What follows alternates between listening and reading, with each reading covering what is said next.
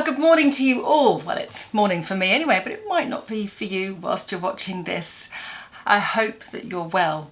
Today's video has come from a conversation actually that I had with a friend, and she said, oh, I tried to put my eyeliner on the other night, Caroline. I was meeting my girlfriend for a drink. I put my eyeliner on and I just looked worse, and I just made my eyes look really small. And you know, I've given up now. I'm not wearing eyeliner. I'm not putting anything on my eyes.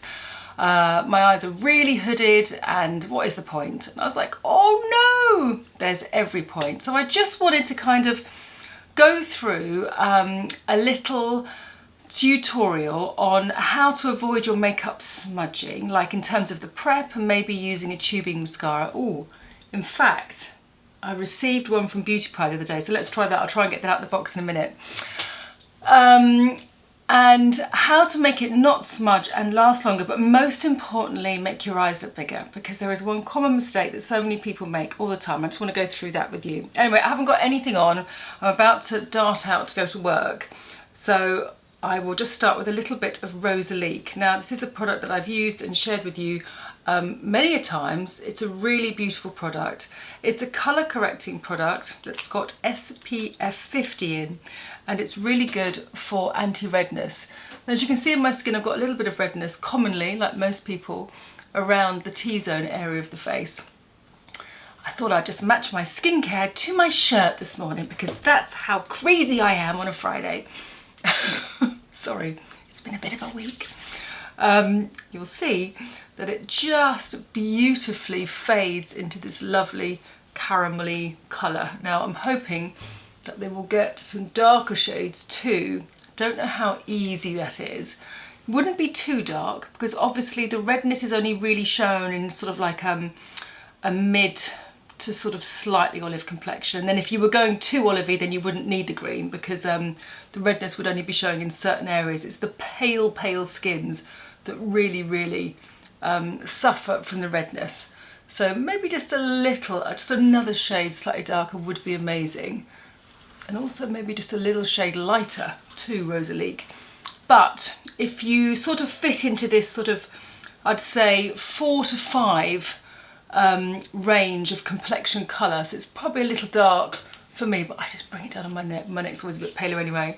But for me, just as a quick kind of like putting a pair of stockings over your face, you would look like you were going to burgle someone, and you would probably be arrested very quickly.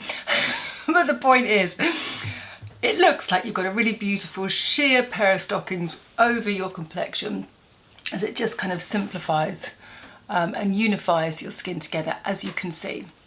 I really love it, and it's really good. It's got amazing ingredients in that kind of really care for the skin, and especially great for people who have rosacea that are very sensitive to a lot of products.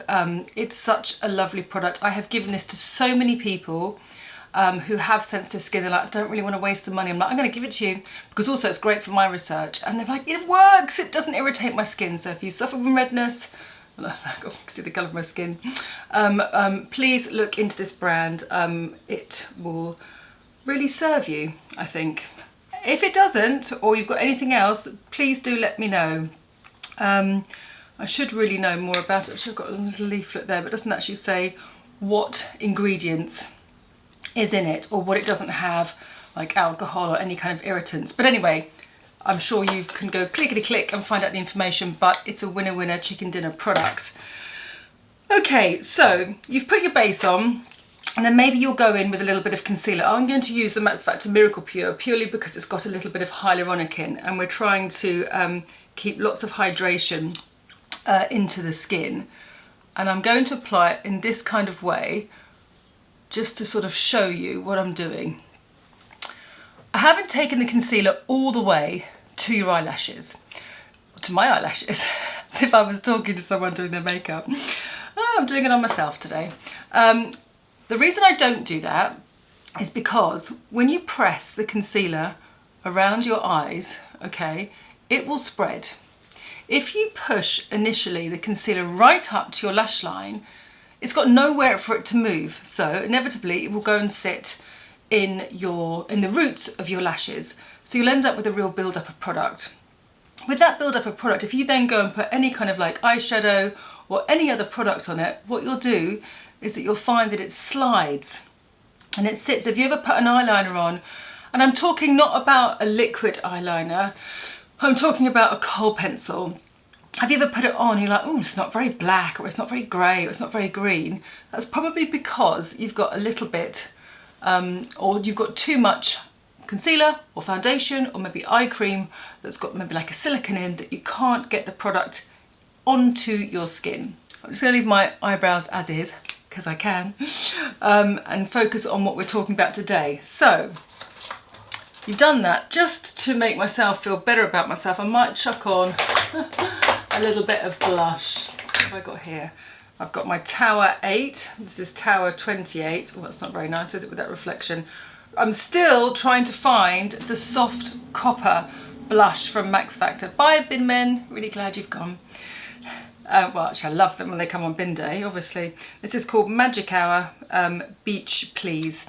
I'm still trying to find that soft copper lovely Max Factor cream blush that they've discontinued, and I haven't found it at the price point yet.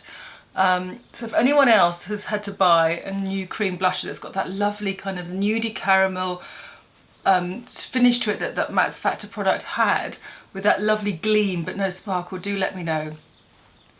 Right, that's fine. That just, nice and gentle, that just allows me to look at myself without going whoop, which I know I mustn't do. I must look at myself and go, I love you. Okay, right. You've done that. Get a cotton bud. You can either use it clean, or if you do find that you're quite greasy, or maybe you've overdone the skincare, or if you've done too much concealer, just put a little bit of, this is Dr. Sam Bunting, micellar water, oopsie, and spill it all over your desk, and just take that underneath, not too much, okay? So either or, you can practice with both. I think that's kind of like what I would say, just literally along that lash line. Then, if you find that your eyes are really oily, and mine aren't, I would then go in with a little bit of eye primer, and I love the Urban Decay one. I just do. Or, if you've got a setting spray, you don't have one to hand, it's just come to my mind, a little bit of setting spray on the back of your hand. Again, I'm sure I've shown you that tip before, and then just place it in the area that you're going to apply your eyeshadow. So that's the first starters. If, like me, you're a little bit dry, so that you find that when you put products on it kind of goes all crinkly and crispy, then you might want to opt for a little bit of hyaluronic. Now, I was actually going to do a film on new bits and bobs. Great title. I really love these new serums from Simple. And they've got one niacinamide one vitamin C. I need to have a little bit more time testing those out before I recommend them, but the hyaluronic I knew instantly that I liked. If you're a bit more dry and parched under your skin, then just place a little bit of hyaluronic under there, okay? Hyaluronic works beautifully under makeup and over makeup, just to kind of give that radiance back in the skin, but it leaves the pigments in place, and it helps to add a little bit of flexibility to your makeup so that it just stays in place. That is great prep. Again, if you are slightly oily, now would be a good time to use a little bit of powder. And Laura Mercier actually do the really beautiful under eye powder.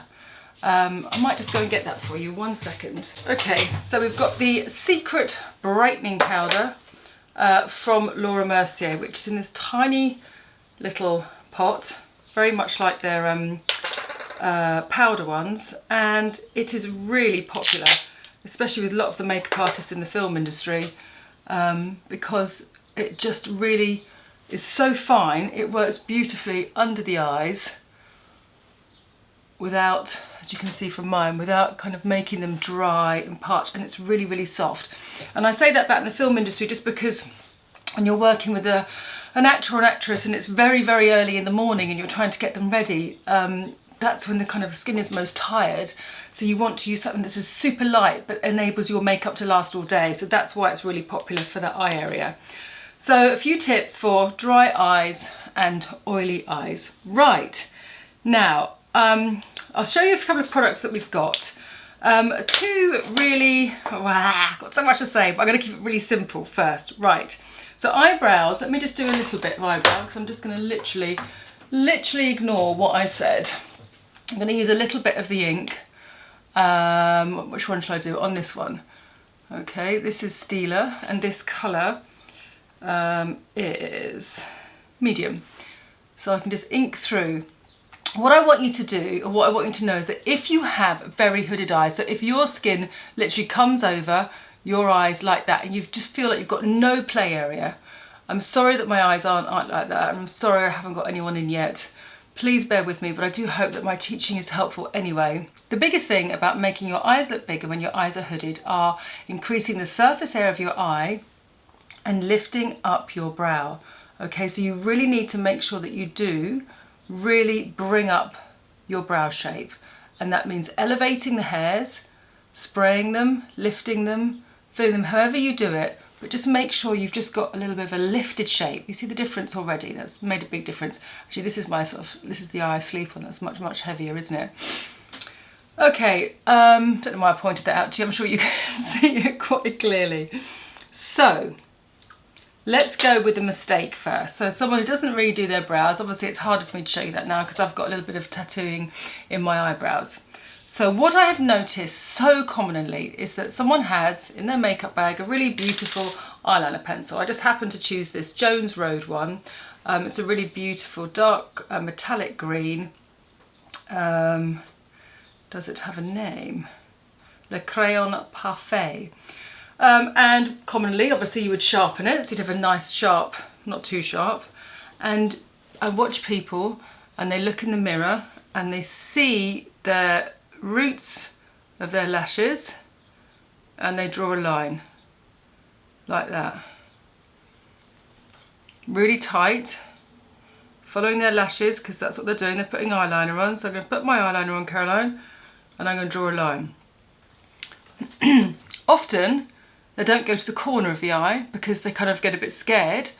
I'm not saying that in a patronising way at all. It's just that people put eyeliner on and then I'm going to either leave it or I'm going to put a little bit of mascara on. What happens straight away is that when you put the pigment right by the eyelashes like that and you use your eyeliner, and why wouldn't you just put eyeliner like that? And especially if you've got no play area here, you're just going to place it under there and you think, well, what actually have I done? What you've done is make your eye look smaller. So cut to newer products. This is one from e.l.f. which I have tried and tested for the last 3 days. It really does stay put. I think it's actually called a no budge or no crease. It's called No Budge shadow stick. So very similar to the Kiko ones, Bobbi Brown, Laura Mercier, lots and lots of Trish McAvoy. This is just a complete matte shade. I want you to look at the difference, okay? So I'm trying to make very, very big, very, very thin. What the big one does is that it allows you to put lots of product on. So you might think, great, I can use that on my lid. And of course you can, as I do for many a time, just scribble it all on my legs, it's nice and quick. But what's wonderful is that when you place it underneath your eyelashes and you place it from the side, all the way along, you get a really nice hue of colour. A really nice area, which obviously doesn't look, lovely now because I've done the underneath. But what this does is make your eye look bigger. So if you have a hooded eye, just follow my instructions. Either take a pencil like this and just take it lower and apply it from the side. Don't apply it from the point because that way you'll get a nice thicker edge. Or treat yourself to a new cream eyeshadow and just go lower. It will all come together when you put the lashes on. On the outside here, look to the side of the mirror, place it there and blink. And as you blink, it will guide the pencil outwards, okay? So hold it there, blink, and then just bring it back on itself and follow your eyelashes along halfway. You don't want to take it all the way. So you can just blend it with your finger like that to nothing, or you can just keep on bringing a little bit of darkness, or you can just trace. What I would need is just a little bit of socket just to push that back, but then blend it with my finger. So you just create that nice softness, but it looks like a kind of natural shadow, and it looks like the eye shape is just being opened out, but without sort of reading too much as makeup. See the difference already? So I've blended this in, and then what you do is just rub your finger over it so it's super, super soft, but you've still got that colour. Now I'm going to put the mascara on. So here it is. Oh look, with the pink it looks very much like the Glossier one. Beauty Pie Wrap Star Tubing Mascara. I don't actually know how much they're selling this for, but this is super brand new. So let's have a look. It's obviously tubing mascara. Alright, tubing mascara normally kind of lets me down on the top lashes because I need a little bit of a lift. Actually this is quite good. I'll have to get a report back next week to see whether it stays and is comfortable, but I'm sure it does because tubing mascara basically coats the lashes and only comes off with warm water. So it just doesn't smudge, so it's perfect. So whether you use the Clinique one, the Glossier one, DHC, there are lots and lots of tubing mascaras, Kevyn Aucoin, you'll find that they just feel a bit weird when they come off, but they don't move. So they're brilliant for anyone who's got a slightly greasy eye area, or you find that your mascara does come down. What I've found now is that I do like a lifting mascara, and then on my top lashes and the tubing mascara underneath. I definitely do that at work. So let's just put that on. Nice, very nice. Interesting brush. It's kind of like straight, but sort of also twisted. So it's not like a complete, I'll move my eyes so that will get a bit more in focus for you. Interesting. So in focus, yeah. Very interesting brush, but actually functional, it works very well. So I'm just going to use a tip for that. So the more you can see now the effect, and this is super basic. So you think of those kind of like really sort of sultry, smoky eyes of the 60s, you know, this more of this, this is like the baby version, and then you get darker and richer and kind of lighter on the socket, but the eyes were very dominant, very big. So if you want to make your eyes look bigger, it's all about softness. It's not about sharpness under the eye. So if you're a glasses wearer, or you don't have any, or you've got a very hooded eye, please, please try the skin prep that I've shown you, so that you have a really good base to put the colour on. And then, even if you want to do what you normally do, and then on the opposite side, you take your pencil, and then you just bring it down and kind of sculpt, and you'll see how much bigger your eye becomes. And you have to basically stretch from your brow downwards. So that's the sort of effect that you're creating with the eye. If you take the pigment too far in, and again, what's worse with that, if you then just take it into the waterline, such a beautiful colour, this green. It's a shame I'm using it just to kind of, well, maybe I'll finish it off nicely, maybe I'll bring it out. If you go smaller and smaller and smaller in the waterline, again, putting lovely soft kohl in your waterline is a really beautiful way to highlight your features and to really intensify your eyes, but not if you don't have anything around it to kind of hold it in place, to give definition and depth to your face, because it actually just makes your eyes look much smaller. And at the end of the day, we all want to amplify our features and make our eyes look bigger, but I would hate to think that anyone would think, I just can't wear eyeliner anymore. Everyone can wear eyeliner. So if you've done your eyeliner like that and you're just thinking, oh God, yes, she did say go lower, just try. So even if you've done your lashes and everything, just take it lower, take it into the corner. If your eyes are very close together, keep a nice shot of light here. Just use a nice bit of light here, but stretch your eyeliner right to the side here and pull, and not even pull, you just literally, I've got to try and do it without looking in the mirror to show you. So I literally take it to the end of my lashes, I close my eyes and I bring it out, and that's your guide, yeah? So you're not even creating sort of any sort of flick or anything, you're just taking it out. And that just makes your eye look so much bigger, and it will stay in place. Another way, and another reason which you've seen me to do this as well, is when I use the cotton bud, all right? So I use the cotton bud to apply shadows. Now, two very basic palettes. This is, how much I've loved this. This is the Sophisticate by Charlotte Tilbury. This is a palette that I use a lot. They're all mattes, slightly cooler grey, and slightly kind of more bony, just very tonal browns, and one sort of just minky, creamy highlighter. It's a really good palette. Beauty Pie has one. This is from the Patti de Broth Quad collection, and again, those lovely tonal shades which are just fantastic to push back the socket. So for instance, let me just use the darker one here. So you can see that I'm now very hoodie on here, because I have made all this light. Do you see that? Whereas I put the darker soft shadow there, didn't I, with the eyeshadow? This eye obviously is a little bit more open. So this highlight is what you want to knock back. So you just take that colour and you knock back where you want to knock back. Where do I want my dream socket? Here, please. I'll have it right there. Okay, now look, I haven't taken it too far out because a lot of people will then bring it down out to here. Okay, you've got to keep it high. And yes, this looks very dark. That's fine, because that's what brushes are for. That's where I'd like my dream socket to be. And now I will blend it through. I'll just use a Refill brush number 28. Again, being very careful not to take it out too much, not to bring it down, to go backwards and forwards, and just keeping it in that area. And I turn the brush so that it gets nice and soft along here. Then, with the warmth of my finger, because there's nothing else there, just like I did, meaning there's just a little bit of base on my eye, just really feather that back.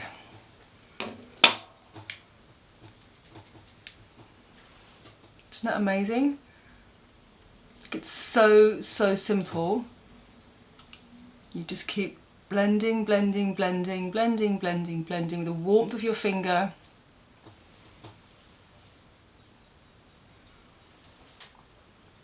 I have to match it on the other side now. So this might be a little bit more grabby, the eyeshadow, because I've already got that base on it. I'm going to be a little bit more careful with my application. And the thing is about using these shadows, as you saw quite literally how dark that was, but then when you just blend it in, it fades. And I think a lot of us are quite nervous about having too much eyeshadow, dark eyeshadow, that you would never be brave enough to go that dark. Now obviously I've got two different colours under my eyes. I've got the brown and I've got the green. I quite like the green. I'm just going to soften that slightly with my finger. Fingertips are so underrated with makeup, they really are. So long as they're clean, they're really, really useful little tools, so long as you don't drag it and take it away from your eye shape. So please give these little tips and tricks a go. And if you are someone who feels that they can't play in the world of makeup because of your eye shape, or you feel frustrated, please put a really beautiful purple underneath your eyes, or a lovely green. It's really nice to add, you know, a little bit of colour, like the Jones Road one. I've shown you many in a coloured eyeliner over the time. If you've got a very soft kohl, maybe you've got one, yeah, but mine blends beautifully, Caroline, but then it just slips. If you've got a matching or a similar colour eyeshadow, put the cream on first in this kind of soft way, so you're creating this like subtle smoke all the way underneath your eye. And then set it with an eyeshadow. So say this is the brown one, I could then go along here. Now remember, I'm not using the point of the brush, I'm using the side of the brush because I want to have that smoulder. I want to kind of create that depth and push back my eye. Now obviously I need a bit more blusher and I need lipstick, but we're not here for that today. I'm just trying to share with you this one sort of basic trick about trying to diffuse your eyeshadow, increase the surface of your area of your eye to make your eyes look bigger, and to prevent you from ever putting your eyeliner on like that on a really sharp, scratchy edge. And I see you on the tube, I see you on the bus, I see you in the shops. I know so many people do it, and why the heck wouldn't you? Because that's what you think you're doing. You're aligning your eyes, following your lash line. But please try now and change it, and use these little tricks to create a softer, beautiful, opened eye that doesn't really kind of scream makeup, but just gives you a little spring in your step because you've got a little bit of jewellery on your face. That's what makeup is. It's kind of like an embellishment. And when I do my friend's makeup before she goes out next time, I can't wait to see her reaction, really, because it was just so like, oh, I'm over that now. Those days are gone. Oh, they are not gone. They will never be gone. It's just adjusting your application and a few tips and tricks. So please, I'm curious to see if you try this, if it works and you've never done it before, and curious to see what you think. I mean, I haven't really given you sort of like a finished product, have I? Really need to get some lipstick on or some really bright blusher, but that's my issue. Anyway, bye for now. I'm going to go off to work, and I hope it's been helpful. Lots of love. Bye.